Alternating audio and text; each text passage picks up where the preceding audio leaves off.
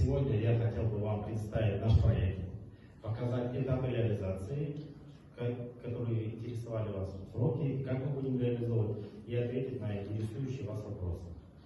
Здесь сегодня я вам представляю проект, это строительство ЖД путепровода по улице Апая. Сейчас два слайда у нас будет. Первый, второй слайд, это будет эскизный проект, то есть как проект будет выглядеть в будущем, после его завершения его реализации. Здесь показано у нас 4 слайда, как будет проект выглядеть. У нас в проекте также предусмотрено строительство пешеходного перехода, то есть будет 70 метров в левую сторону со стороны города ехать, установлен металлический пешеходный переход с двумя лифтами для жителей с ограниченными способностями передвижения. То есть могут пешеходы подходить, по личному входу подниматься, переходить улицу, переходить через линию, также можно будет на лифте спускаться и подниматься. Сам проект представляет из себя общая длина 953 метра, начинается он от 15-й школы и заканчивается проект в районе пункта полиции. Дальше. Здесь небольшое 1,5-минутное видео показано именно 3D-рендинг, как будет проект из себя выглядеть. То есть это 7-пролетный ЖД-путепровод с подпорными стенками, где магистральная улица будет переходить через ЖД-линию сверху, проходить, а снизу будет у нас запроектированы и будут построены местные проезды для жителей, которые непосредственно живут вдоль строящихся объектов. То есть там будут подъезды, будут заезды во двора, будет доступно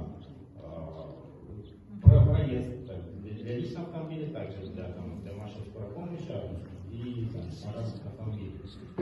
Вот, как я говорил, здесь у нас запроектирован пешеходный переход, который обезопасит проход пешеходов не как сейчас, то есть бесконтрольное, небезопасное движение, а уже будет более контролируемо. Дальше смотрели с ним.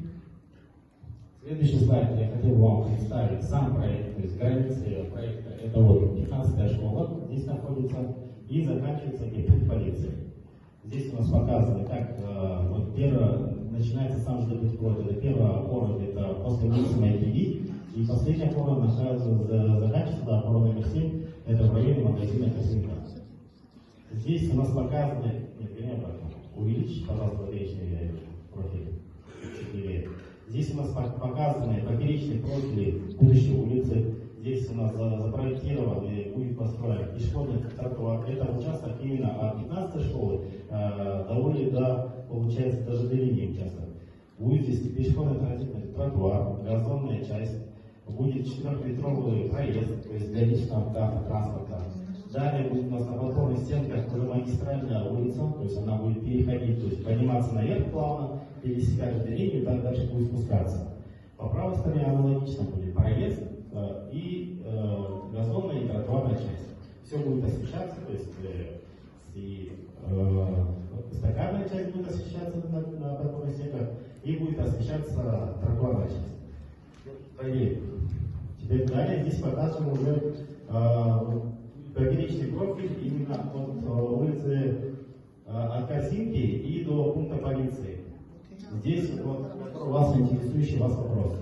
Здесь вот у нас будет вот здесь представим здесь граница вашего участка. Здесь у нас заложен будет запроектирована тротуарная часть, тротуар будет шириной от 2 до 3 метров. Будет проезд для вашего личного транспорта. Далее у нас будет получается, вот как вы выходите. Извините, это вы какой стороны? Так, давайте сделаем так. Одну минуту. Давайте соблюдать порядок. Дадим слово потом, перейдем к вопросу. Хорошо? Я просто уточняющий вас вопрос. Сначала, Помощник Александрович, пожалуйста. Сначала вы доложитесь, потом перейдем к вопросу на свет. Как будет правильно? Хорошо. Все. Я понял ваш вопрос. Вот это левая проектная сторона. Это сторона картинки, это левая проектная сторона. То есть, если смотреть от ЖД линии прямо в сторону пункта полиции, ваша сторона, это четная сторона. Вот эта сторона, это вот она здесь находится. Да. Вот здесь у вас будет проезд. Если вы переживаете, что у вас не будет подъезда, вот здесь предусмотрено. Также будет все основное магистральное движение, оно будет идти по верху. И с правой стороны также будет запроектирован у нас проект. Если основной масштаб, здесь у нас, то есть, будет движение идти, и сверху будет движение идти, и будет идти движение снизу. На улице можно будет голова шлака и самокатно можно будет уходить. То есть можно будет отсюда выходить, поворачивать и направо можно будет с вашего дома, и налево можно будет поворачивать. И также можно будет развернуться в обратную сторону. Здесь, то есть, вам движение никак мы не уменьшаем, наоборот, даже на некоторых удобствах будем создавать, так как будет основной трафик большой, он будет идти сверху. То есть обезопасим вас и ваших жителей. Следующий слайд. Здесь один из вопросов был, почему сносится именно правая сторона корзинки. Вы видите какой-нибудь участок? Здесь у нас показано черным, показано это проектные подпорные стенки, которые это бетонные монолитные работы.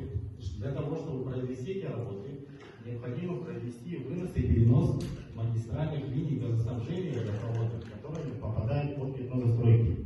Для того, чтобы их перенести, им потребовалось провести снос и вынести магистральные линии за границу производимых земляных работ.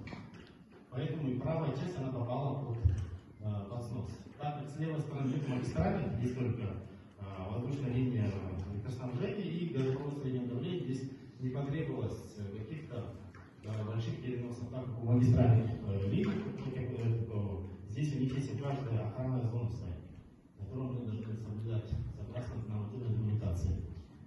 Теперь следующий слайд. Как будет осуществляться строительство? Далее я хотел рассказать, как будет осуществляться поэтапно. Здесь перед началом строительства, перед закрытием строительной площадки мы провели ремонт улиц Малой Бессарабской и первого переулка Сыздыкова. Здесь в будущем основной транзитный трафик будет проходить по улице Демьяна Бедного и по улице Жилых. Соединять эти улицы вот как раз будет отремонтированы наши дороги, будет Бессарабская улица и Сыздыкова. А по Абая мы часть улицы перекроем, будет только предусмотрено одностороннее движение в сторону пункта полиции. И дальше. Теперь вот сейчас я вам расскажу про этапное строительство, как у нас объект сам будет строиться в рамках этого участка. Первым этапом мы то, что сейчас производим, это переустройство линий газопровода, водопровода и электроснабжения по левой проектной стороне, со стороны учетных домов. Параллельно, как вы, если вы видели, мы здесь занимаемся строительством временной объездной дороги. После завершения этих работ, это мы планируем до конца июня эти работы произвести. Мы планируем начать закрытие части дороги для того, чтобы можно было левую проектную подпорную стенку начинать возводить. Для того, чтобы обеспечить доступ к вам, к вашим домам, мы в промежутках между подпорными стенками будем оставлять временные разрывы, для того, чтобы мы могли здесь по этой улице, повернуть налево, здесь свои автомобили, здесь площади оставлять и пешком проходить сюда влево-вправо к своим домам. К сожалению, прямого доступа на время строительства здесь не будет. Здесь мы, конечно, вам это не можем обеспечить. Вот эту часть, пожалуйста, вытащите. В центр поставь. Также, как я уже говорил, у нас будет есть подпорный производство работ по подпорным стенкам. Здесь для того, чтобы обезопасить во время производства, мы будем вынуждены поставить временное ограждение, что снизит вам проход здесь. Около 3 метров будет проход. Мы здесь будем разрабатывать котлован глубиной 3,5 метра и строить временное ограждение, чтобы не дай бог, не произошло каких-то несчастных случаев. После завершения строительства подпорной стены мы этот завод демонтируем и начнем уже следующим этапом, я сейчас вам покажу, уже строительство проектных дорог и тротуаров. Вот после этот этап мы планируем произвести вот с июля по сентябрь месяц. При этом оставив вам проезды и проходы к домам. Дальше далее перенести. Здесь следующим этапом мы будем демонтируем временное ограждение и уже начнем со стороны пункта полиции строительство уже проектных проездов и проходов. То есть мы уже будем готовы вид проводить ваши участки. Это уже с осени начнется вся эта работа. Параллельно с этим мы перенесем ограждение, и в это время за эти 3 месяца демонтируется, то есть произведется физический снос объекта правообратной стороны.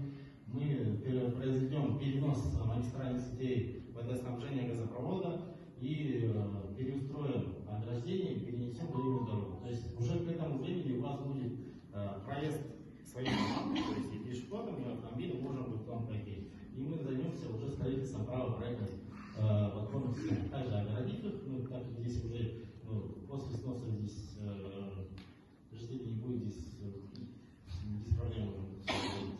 И следующим этапом, это уже с октября месяца, следующим этапом уже с октября месяца мы будем вынуждены полностью закрыть здесь перекресток для того, чтобы начать работы по возведению именно самого путепровода. Это забивка сваи и монтаж опоры и проектных строений. То есть, если вы переживали,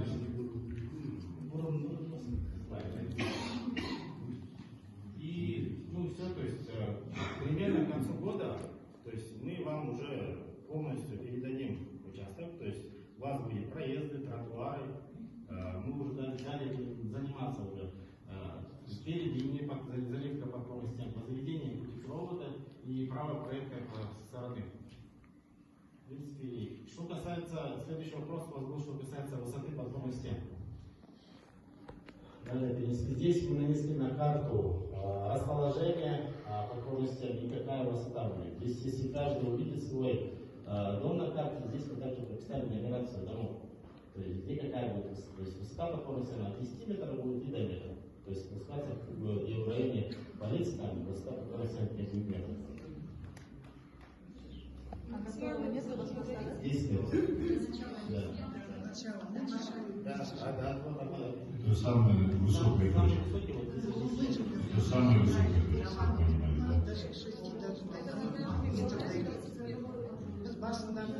Я не знаю, где это будет. Хорошо, кто завершил?